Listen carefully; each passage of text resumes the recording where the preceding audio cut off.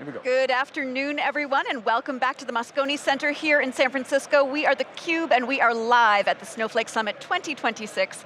I'm your host, Rebecca Knight, alongside Dave Vellante, co-CEO of theCUBE.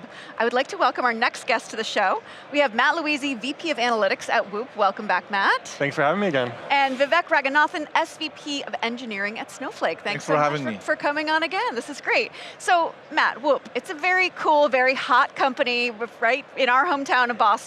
You sit at the intersection of biometrics and analytics and AI. Talk a little bit about the company now and how you're using Snowflake today. Yeah, I mean, the company started as a wearable device for elite athletes, and we're very much transitioning to a company focused on health and being able to take that holistic picture and use that to generate proactive insights for our members is something we care deeply about. So as far as how we use Snowflake to get there, we're capturing a ton of sensor data. This is data coming off the wrist that we're processing, storing in our data lake, and then we want to use analytics to improve the product experience, understand how to get the product into the hands of more customers, and Snowflake sits at the center of that. We power our entire business analytics function by Snowflake, and more recently with AI, it's really transformed the way that we're able to accelerate our insight delivery and prove value to our members. So talk a little bit about the data that you're picking up from the wrist. What exactly are we talking about here? Yeah, so we're capturing raw sensor data, and then we have a signal intelligence and data science team who's responsible for creating algorithms that translate those raw signals into scores and metrics. So if you think about something as simple as heart rate, that requires an algorithm to translate signal into a heart rate. Now we have heart rate, we have respiratory rate, heart rate variability. We've recently launched blood pressure as well as ECG and irregular heart rate notifications. So the amount of insights we've been able to develop with first-party algorithms has been truly great. So how do you think about that, Vivek, from the standpoint of the architecture of Snowflake, helping Whoop, for example, operationalize, taking that sensor data, does that go through CoWork, does it go through CoCo, how does that all flow? Yeah, I think I think of where Snowflake plays the most important role in this ecosystem is helping customers like Matt use their data to make their AI go faster, or to use their AI to make their data go faster. And so across the board, we've tried and built Snowflake as something that's interoperable from the get-go. So we embrace standards like Iceberg and Polaris, which I believe you guys are on. And our thesis is, instead of you fragmenting your AI experience in multiple ways, we will extend the data platform to be able to do lots of the things you would do like on top of the data inside of Snowflake. Snowflake CoWork is aimed at business users looking to extract insights from their data. So this would be someone like me, wakes up in the morning, says, hey, the amount of code written yesterday was down like 20%, why was it down, right? Snowflake CoCo is aimed at developers, it's aimed at builders, it's aimed at people who are trying to build out the patterns, build out the models, build out the skills, build out the intelligence that the business users in the enterprise will use. And so, at every company like Whoop, they're both personas of customers, and they end up using Snowflake CoWork and Snowflake CoCo the way we imagine it. And Matt, Vivek said you guys are using Polaris as the governance catalog. We are. Talk about that journey to Iceberg, Polaris. You've got, of course, Horizon has additional function, but you're not leaning into that. So how do you sort of manage the governance, and how do you think about that?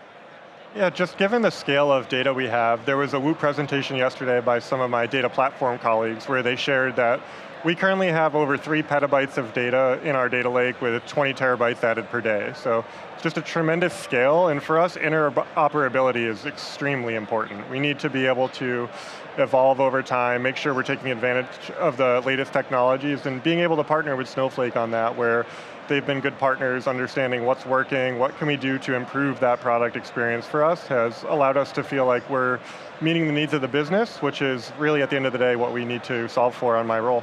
So every conference we go to, Rebecca, we're talking about agents and agentic, and we're starting to realize how much more data that's going to create. So with that volume of data, sounds enormous, but with agents, it's probably going to grow even more.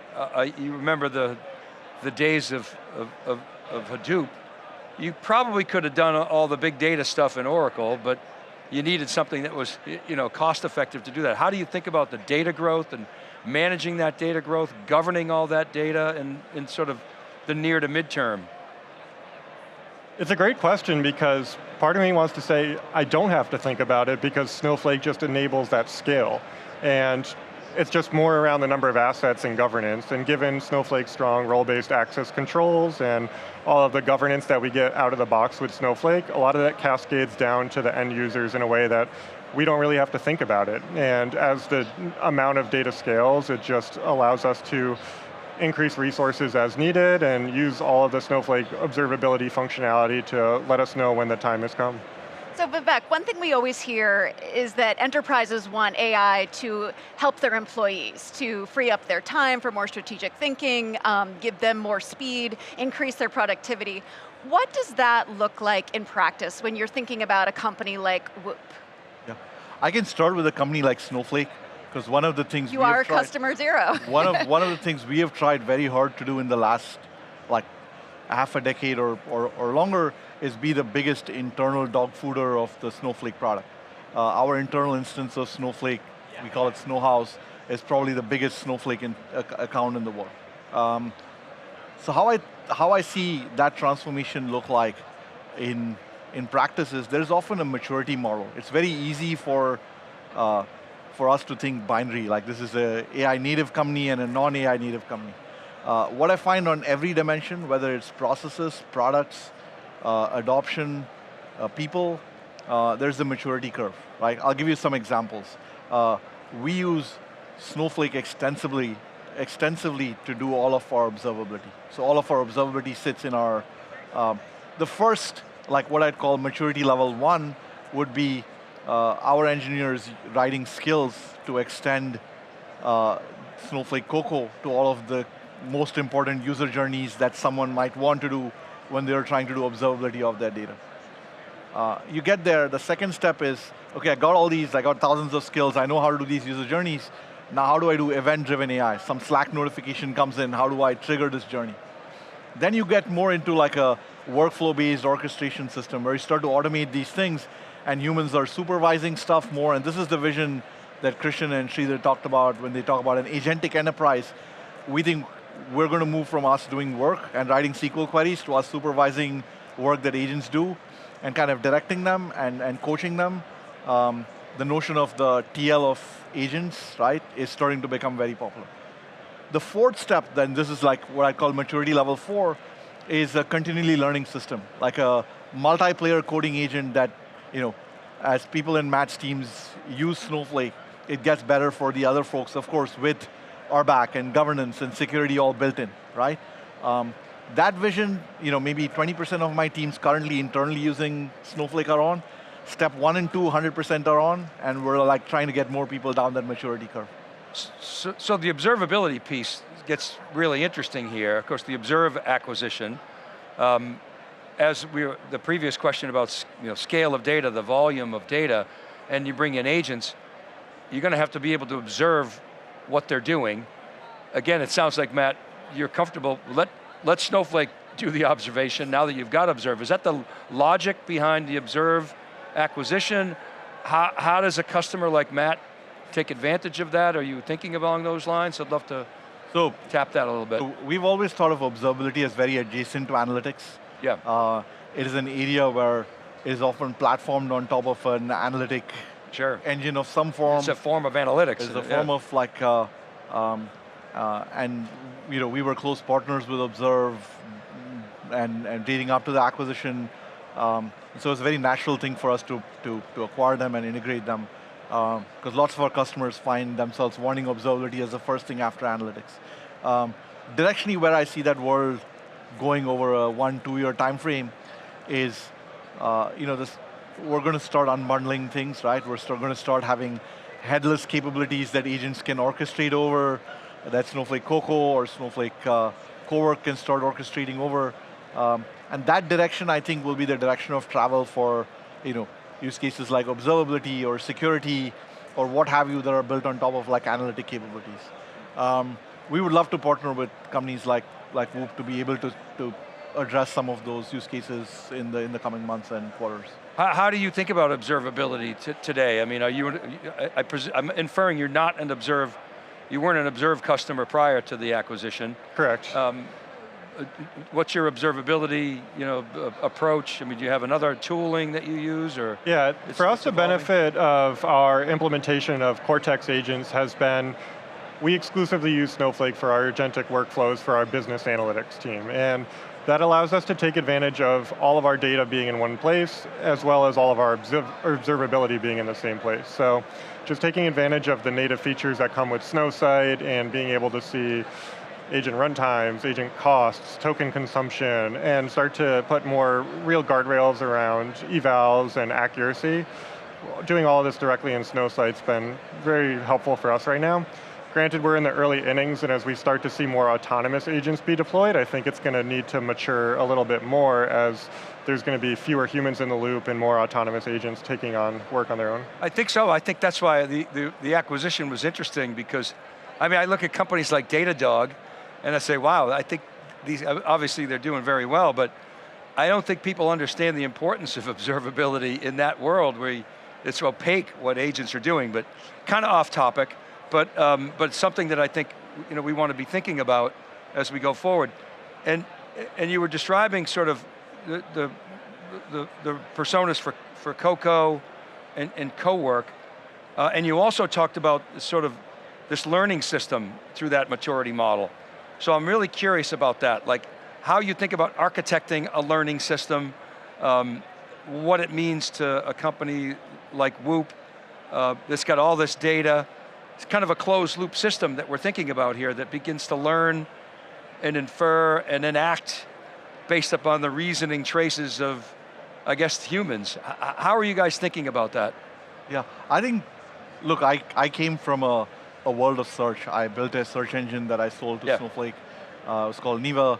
Collaborative filtering has been around for time immemorial, right? I don't think of these as very complicated problems. I think of these as taking a lot of natural, well-known techniques and applying them to new domains.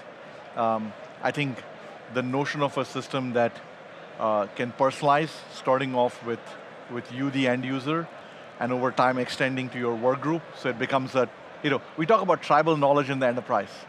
Tribal knowledge is all the activities that you and your coworkers do. I think long-term, the coding agents you use, like Snowflake CoCo, Snowflake CoWork, are going to capture that tribal knowledge in a governed way, in a secure way, in a way that is with consent, has all the guardrails that you would expect. But in terms of how the mechanics of these things work, I think of this very much the way I think of all systems that did personalization in the past. They are collaborative filtering systems. They are systems that are models that are built on your past session and user history, and they make your experience dramatically better. Well, I think 3 or 4 years ago, I don't think Snowflake was thinking about going after that sort of tribal knowledge opportunity, and I think the realization is that's where the opportunity is today, because that's, we're going to sort of automate a lot of the coordination tasks, and we're seeing that in real time. Then it goes on to judgment. Well, how do you automate judgment? You need tribal knowledge, access to process knowledge, the underlying application, semantics. And also the continuous learning, because the institutional knowledge is not static. I mean, things are constantly changing, as they should be. Okay, so how do you think about that internally at Whoop? I mean, you've got a cleaner slate than, say, we had Thomson Reuters on earlier, right? So you've got a lot, you could probably move a lot faster than they can. When you sort of AI-ify, you don't have to necessarily come at it from the edge, you can kind of go at the core. Is that how you think about it? Absolutely. We've been putting a lot of effort into generating that clean semantic ontology over the past couple of years, and that's really enabled us to take products like CoCo Desktop and immediately dive in and see value. And what we're seeing now is a shift in where humans are able to add value and where they're needed to add value. So if you think about just getting this tribal knowledge into a skill, that's something that the team spent a few weeks on up front when we first got access to these products, started to see a lot of success. And now what happens is it just comes time for the human to add judgment and make those decisions at the end of the day. But if you want to talk about where humans want to add value, it's going to be on the strategic decision making, the high leverage tasks. And we're starting to see some early signs that we're really automating a lot of those more trivial workflows that just require tribal knowledge and manual work, and start to repurpose these same humans on the strategic value add tasks for the business. And what we're not seeing is the lack of need for humans. We're seeing all this more work kind of propagate, and we're able to do a lot more things as a business, move faster, and ultimately deliver a lot more value to our customers. I mean, I think we all see that personally. Like AI is just making us busier because we have more fun stuff to do, our backlog is growing. But the leading organizational thinkers now, they'll talk like McKinsey and Bain and BCG, they'll talk about flattening the organization. But more than that, it seems like the org chart, which is today built around hierarchies of humans, will increasingly be built around intelligence and agents. Do you buy that? What does that mean for you? Is that too futuristic? It's funny you say that. Back when we first started using some of these more autonomous coding agents like CoCo CLI, CoCo Desktop, I was chatting with the Snowflake product and engineering teams and saying, this first agent you interact with is almost the CEO. It's just going to understand the business and not know too much about the details, and it's going to have to delegate to some other more specialized agents like your chief product officer, who's then going to go to their sub-agents and get tasks done. And I do think that we're starting to naturally see that develop because humans are taking their knowledge, putting those into skills, enabling agents to have access to those skills. And it's almost naturally forming an org chart just based on where the tribal knowledge is persisting as markdown files that are available to agents. So I think it's an interesting take on it, and I think it's naturally happening that way. Yeah, I mean, it seems like that necessitates, obviously you want good data, sure, but then you're going to have a knowledge substrate that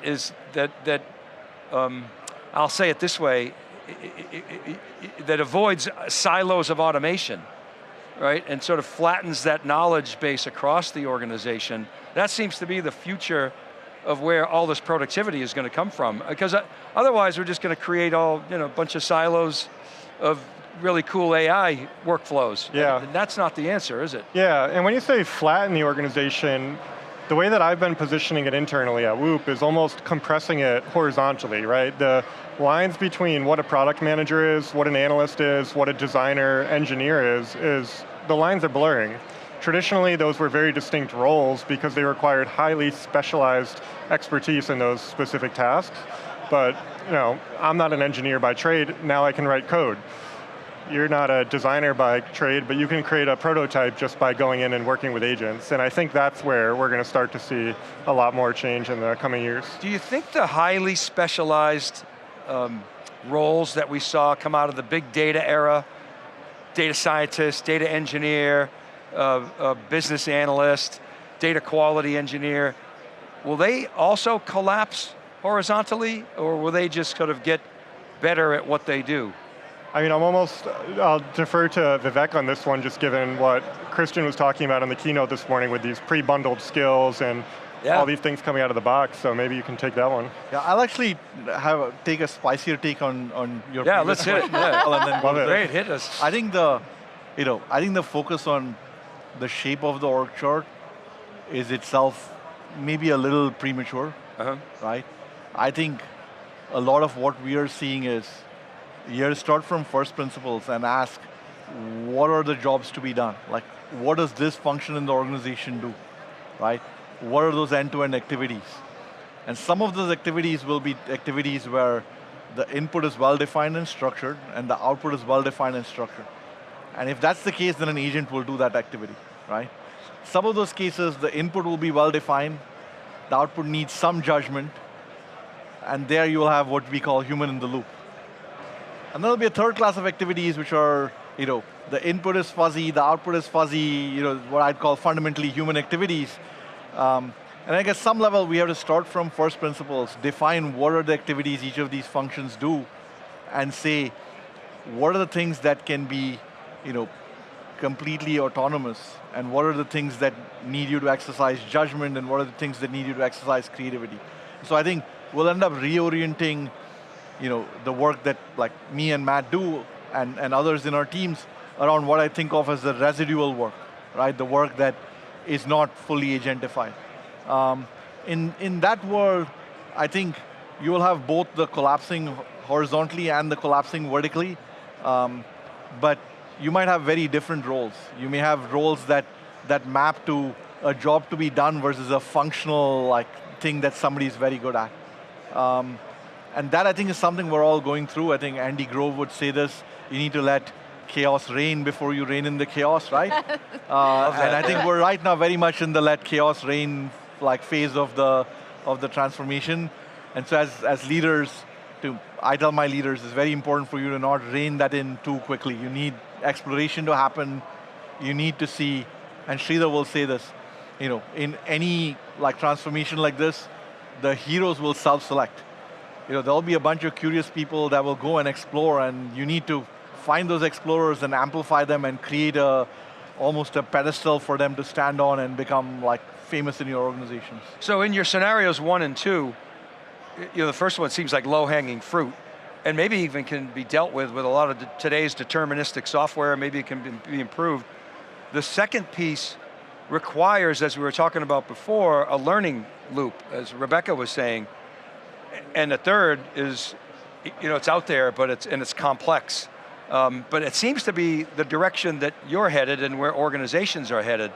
That judgment piece that's fuzzy, still going to require humans in the loop, but more and more of that, we keep saying tribal knowledge, will be, well, I guess be executed by bringing the deterministic and the probabilistic together. Yes. You are both of those ends, and then in the middle is this intelligence layer that's emerging that kind of nobody has nailed. This Palantir ontology as an example, but that's a heavy lift with forward deployed engineers. And I would like to think of Cortex Sense as our first steps in that direction. Yes. Cortex Sense was, fun story. Cortex Sense was a December hackathon project by the guy who was the lead for both Snowflake CoWork and Snowflake CoCo. He first built Snowflake CoWork, and then he was off building Snowflake CoCo. And on a lark, he felt like it was complicated to curate these skills and curate these semantic views and these ontologies, and he said, let me try automate some of this stuff. Let me just do it, let me work with a coding agent to actually figure out how to do this. And that exploration, one thing led to another. Now we have Cortex Sense, which is twice as good as a vanilla coding agent out of the box on hard data tasks. I think that is the direction of travel that intelligence layer will take.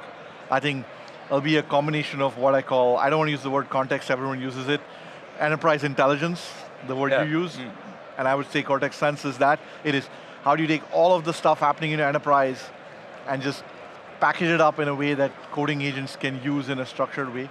The second thing I would say is what I'd call multiplayer personalization in the enterprise. So what you called a continuous learning loop, right? Something that improves, but across roles and people in the enterprise. And the third thing I'd say is bringing all your data to your coding agent in a governed way.